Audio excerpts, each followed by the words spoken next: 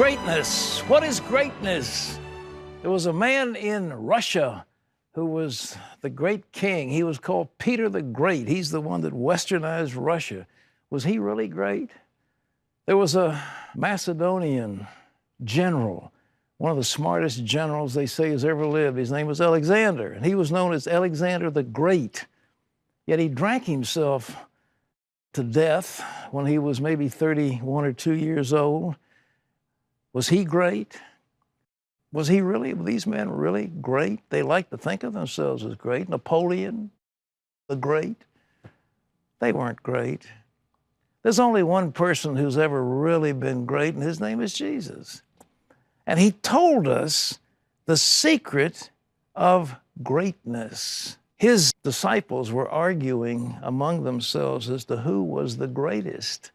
You know, they were fighting. They say, what if you had a couple of kids squabbling about who was the best basketball player, whether it was LeBron James or Michael Jordan, and they were fighting each other over who was the greatest? Well, his disciples were fighting among who was the greatest.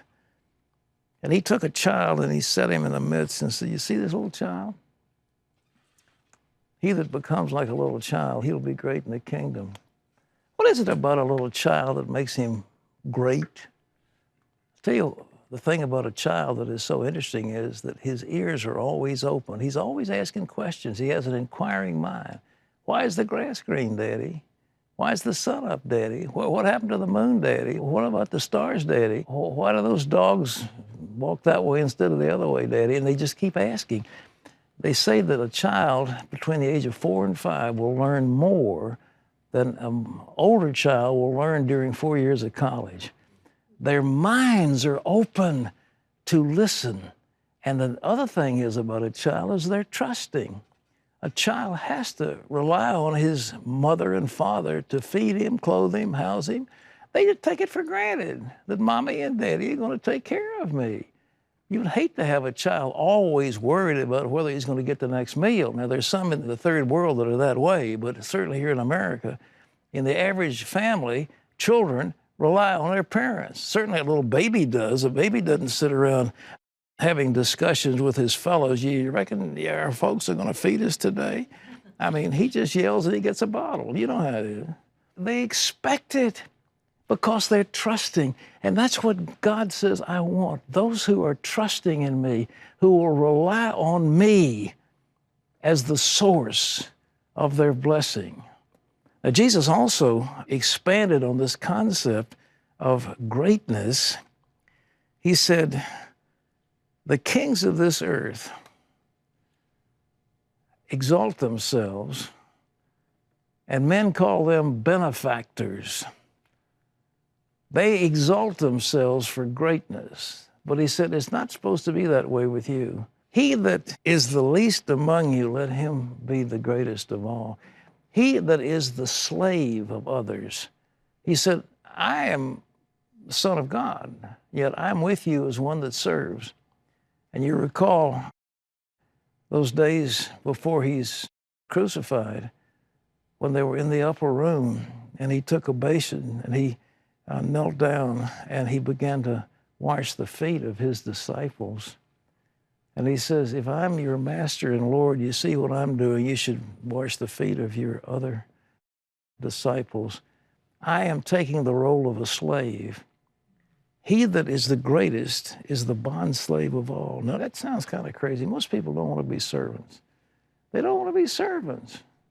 Who wants to be in the role of a servant? You know, a lot of folks, certainly 100 years ago, our African-American friends were pretty much consigned to menial tasks in the kitchen. So they don't want that, and I don't blame them. They want to get educated. They want to sit in the executive suite. They want to be CEOs and leaders and generals, and they are. But when are you really great? You're great when you are a servant. Now, you and I don't want to be servants, do we? Well, think of the greatest inventor. Who would you say is the greatest inventor? Well, you'd say Thomas Edison probably is the greatest inventor. Why is he great? He's great because he served the most people. You'd think about Henry Ford. He was a great industrialist. He had his flaws, but he was a great industrialist. Why? Because he served people with cheap transportation. And the more people he served, the greater he was. So also, public servants who honestly feel that their job it is to serve the public. If we want to be great, and I tell you, if the church wants to show itself strong in a sinful world, the best way we can do it is to serve the poor and the needy. If we go out and take the role of a servant and we serve others. Now, business schools, are teaching that, what they call servant leadership. That is one of the problems with American automobile manufacturers is the guys in the front office, the big shots, wouldn't listen to the workers. They knew it all. I mean, they were the pros. They were the experts. Don't tell me how to run an automobile company. I've been here for 30 years. Well, it was tragic, wasn't it? General Motors went bankrupt, and we've lost our place among the nations and among the industrial titans of the world because our leaders wouldn't listen. They wouldn't listen. They were too proud. And along with this comes humility, because a child is humble. A little child is humble. And the Lord said, except you humble yourself and become like a little child, you cannot enter the kingdom of God. There's something about being humble and listening to somebody else. Teach me. The really smart people, the ones who really are the leaders in the industry, are the ones who are always learning and always saying, teach me. Are there any new techniques? Tell me, how do you do it? How do they do it? Tell me the new way. How does it go? And the ones who are ossified and say, oh, no, we've always done it this way, they'll be extinct. But God is saying to us, if you want to be a leader, serve. And if you want to be the greatest, you be the bondslave of all. And you look back to Jesus. What did he do? He gave his life for everyone. He is the greatest who ever lived because he served more people. He served the generations yet to be born. He served his contemporaries. He served everybody. His death won a place to heaven for all of us.